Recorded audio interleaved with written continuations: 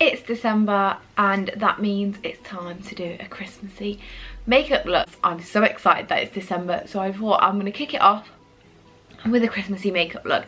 So I thought I'll do an It style clown with fairy lights and make them like coloured fairy lights, possibly neon fairy lights, because I think that's a banging idea. I'm trying to decide whether I want to wear a wig with this look or not. I think it would look pretty cool. I've also got a big fat palette of Snazzy paint. I'm going to be using this black one. So let me give you my vision, my idea, you know. So it's going to be fairy lights in the style of the It clown. So we're going to have a red nose, Rudolph, and then I'm going to do, like, you know how it has the lines, so I'm going to do those, but I'm going to do black ones, and then I'm going to do fairy lights coming off of them. We're going to draw lines. So I want it to come to about here, like the middle of my eye. I'm going to blend the black into my lips. So as you can see, what I've done is I've added the lines and then above my eyebrows as well. And I've also blended the black into my red lip gloss.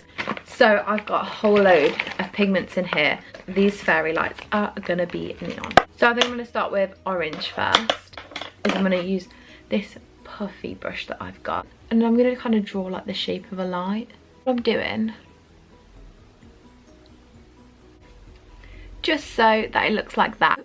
I've now got on 2 little orange lights, and then all you need to do is repeat this on with all your other colours. Once you've got all your lights outlined, to make them look that tiny bit better, I'm going to use a white paint and just kind of dot it into the middle here.